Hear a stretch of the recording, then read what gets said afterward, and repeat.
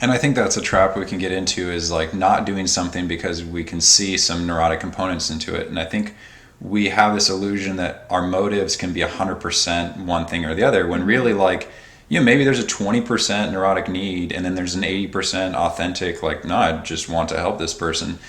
And all we can do really is do it, and then in hindsight see how we can reduce that neurotic part to be less. It's never going to reach zero. You're never going to be like, I mean, everyone can look back and like, wow, I did such a nice thing. Like, I mean, or someone can bring it up, right? Like, so you do something, you think no one saw it, and then later, like, man, you're just such a humble and nice person because I saw what you did to help that person, and you thought no one saw, so you're even better. And you're like, dang it, I didn't want like attention for this, but like the attention is like just arbitrary. It doesn't make it better. It doesn't make it worse. It's just, there's the ego wants to prove things, the self just wants to do things. So if we have our heart just has this idea, just do it. Like, if the heart keeps having the same idea, like, I only want to be a helper, like, it's like, okay, well, maybe you could kind of look in and see, like, well, is it a coincidence that, different things, that these assumptions about what makes you lovable,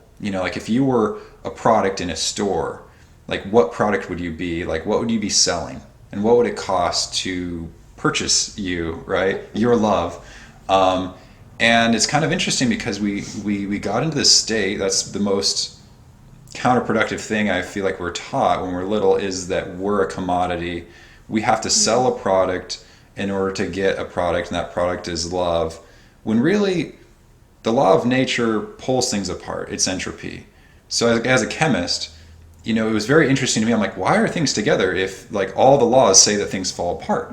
And it's that, like, there's some other law, call it love, call it consciousness, call it spirit, like, that's pulling us together. And so that is what is holding us together. So we can't give love. We can't, like, take more love. Like, my finger is being held together by love. Like, that's what's resisting the powers of nature.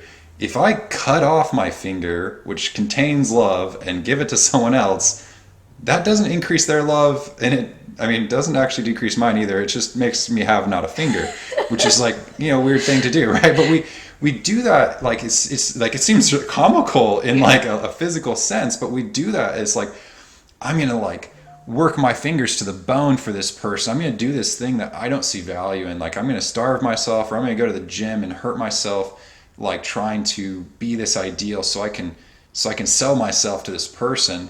And really, it doesn't increase us, it doesn't increase them, and it's just not love.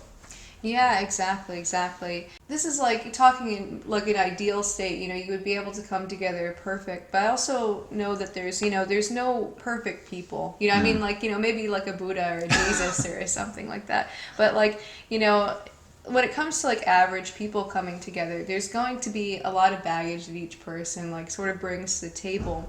And so it's kind of like, it's being able to make a relationship work and actually help you like resolve together those things. It's almost like the end result could be like more of a growing together, which is why I kind of mentioned like with that conflict kind of thing. It's like you have all these like spiky edges, and then they meet each other, and then either you can work together to dissolve some of those spiky edges and like be able to grow together more, or it's the case that you're not able to, and you kind of just end up in this gridlock where you're either in constant conflict, or it's like there just is a space there, and like there's no intimacy that can be had because those barriers can't be like transcended.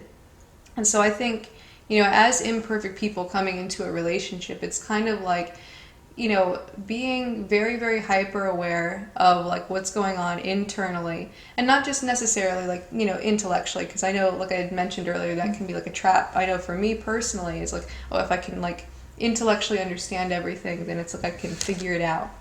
I can solve the thing, and I think just being like aware more on like the heart level of like, oh, look at like my fragility as a human being. Look at, how much I've been through in my life, and look at how much everybody else has been through in their life. And it's like everybody comes into the relationship like these imperfect people.